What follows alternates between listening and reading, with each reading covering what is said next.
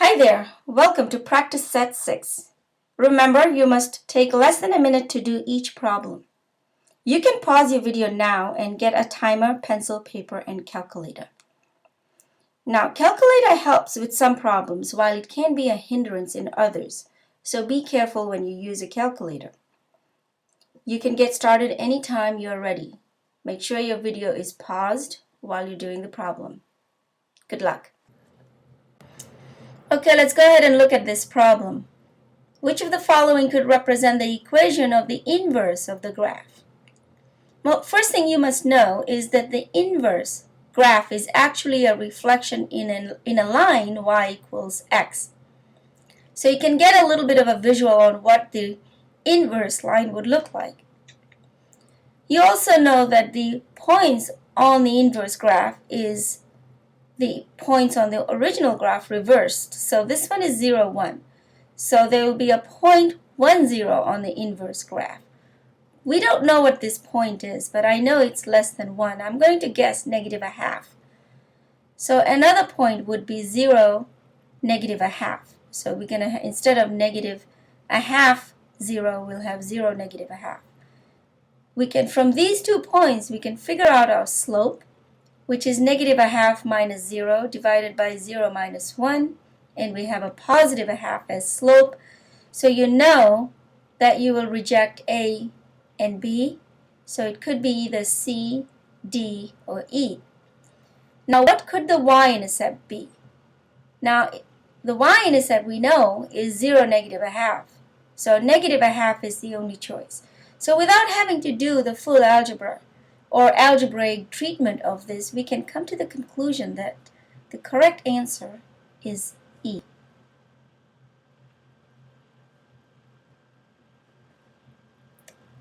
Okay, let's move on to the next question. I'd like you to pause your video now and try this on your own. A parabola with a vertical axis has a vertex at its origin, so sketch out a parabola with a vertex at the origin, and it passes through a point 7, 7. You're also told that the parabola intersects at line y equals 6. So you know that this point is some unknown value x and the y value is 6.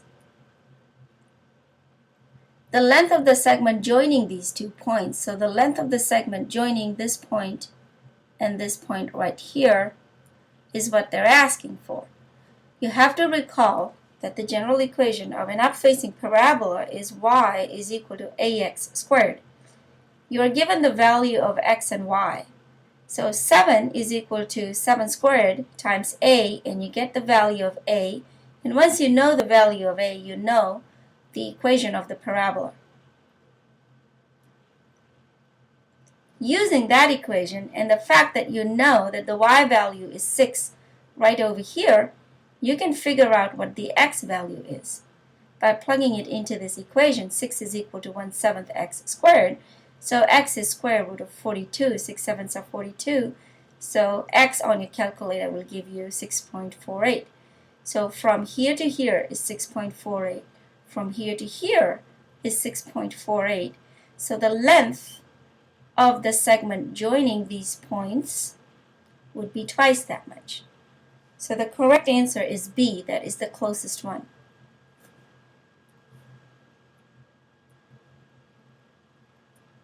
Here's another problem. I'd like you to try this on your own before running the video. Alright, so let's go ahead and look at this problem. Solve x to the 5 minus 3x cubed plus 2x squared minus 3 all greater than 0. So they're basically looking for the y values for this function, which is positive, not including the 0. So we should not have any values that includes the 0. In looking at the answer choices, I immediately know to plug this in my calculator, and I approximately get a shape like this. Using my second calc 0, you get the value here as negative 1.9, negative 0.87, and positive 1.58. They're only looking for the positive values, so what are the x values where the graph is positive? So between negative 1.9 to negative 0.87, the graph is positive. and the values, x value is greater than 1.58. So the correct answer is then C. Between negative 1.9 to negative 0.87 union 1.58 to positive infinity. Let's move on to the next question. Pause your video and try this. For what value p is the period of this function y equals 1/3 cosine px equal to 2 pi over 3? Recall that the equation for period is equal to 2 pi divided by the value in front of the x. So if you knew that the period is 2 pi over 3, 2 pi over 3, set that equal to 2 pi over p. Solving for p, you get 3. So for what value of p? The value of p, which is this p right here, not the period, should be equal to 3. So the correct answer is D. All right, I'd like you to try this question now. Pause your video, take no more than a minute. All right, this question is asking for the equation of the perpendicular bisector of a segment joining the points whose coordinates are 1, 4, and negative 2, 3. I always like to sketch out the problem so I can see what's going on. Positive 1, 4 is here, and negative 2, 3, let's say it's here somewhere. So that's the segment. And the key word here is bisector. So there is a perpendicular line going through this, making a 90-degree angle. But it's going through, dividing these two into two equal halves. So we really need to know the midpoint of the original line. The midpoint is x1 plus x2 over 2, y1 plus y2 over 2. So the midpoint of this original line would be negative a half and 7 over 2. Okay, now looking at the perpendicular line again, you know that the perpendicular line contains this midpoint value.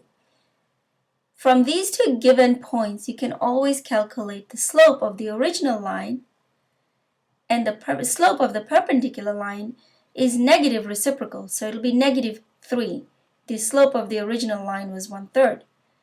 So if you knew the slope, and if you know the point that is contained in the perpendicular bisector line, you can always figure out your y-intercept by any one of your linear equations. I used y equals mx plus b here.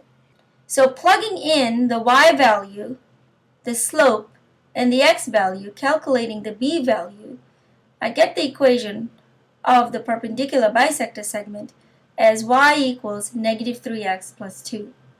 Rearranging this, you get 3x plus y minus 2 is equal to 0. And your final answer is C. 3x plus y minus 2 is equal to 0. Okay, let's move on to the next question now. Pause your video and try this one. Okay, so let's go ahead and look at this question here. If the graph of pi x plus root 2y plus 3 is equal to 0, and it looks like it's a linear equation here, and that graph is perpendicular to this graph. So as soon as you see the word perpendicular, you know that the slopes are negative reciprocal. So let me go ahead and figure out the slope here. Just solve for y, and the number in front of the x is the slope. So the slope of this graph here is going to be the negative reciprocal. So switch the sign and invert this so it's root 2 over pi. Now take this equation here, solve for y, and you know that the slope is negative a over 3. That is also, negative a over 3 is also equal to root 2 over pi. Solving for a, you get negative 1.35, and the correct answer is C. Congratulations if you got this. It's not a difficult question, but it can look very difficult. Let's move on to the next question. Pause your video and try this one. All right, let's look at this question. If both x minus 1 and x minus 2 are factors of this polynomial here, then what must b be?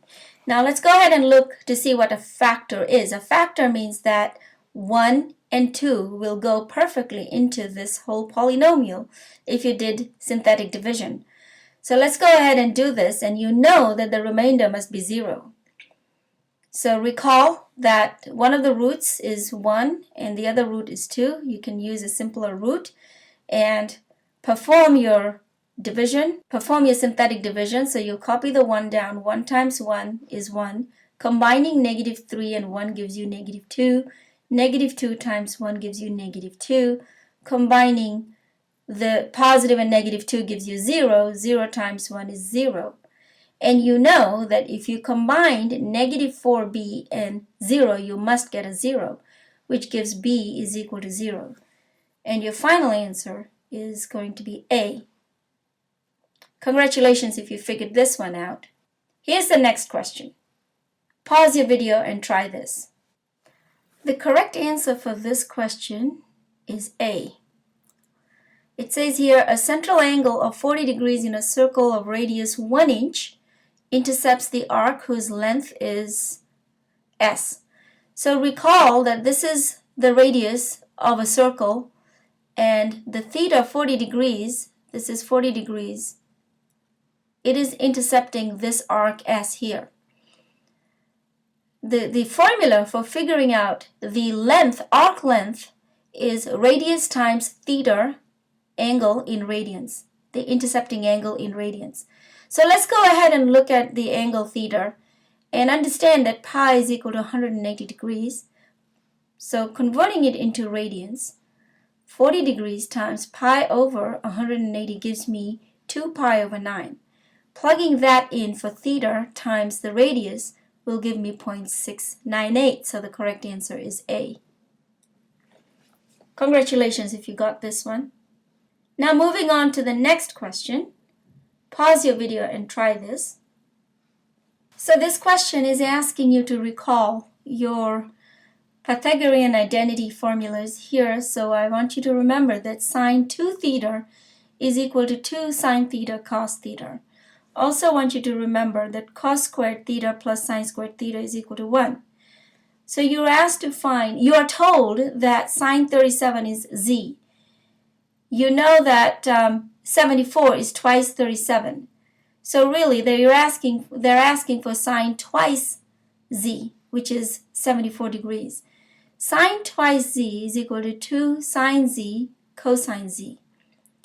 Now you're only asked to express sine 2z in terms of z, so you can't have cosine z here.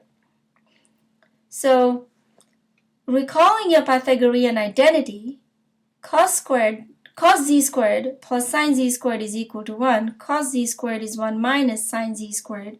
So cos z would be square root of 1 minus sine z squared, where z, I'm assuming z is 34 degrees.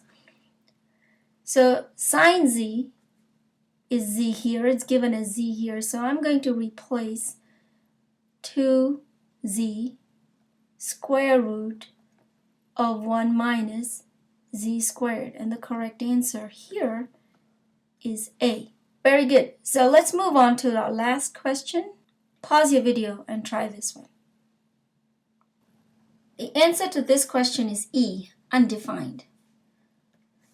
So cosecant 540, recall that cosecant theta is 1 over sine theta. 360 plus another 180 makes 540. So they're really looking for cosecant of pi.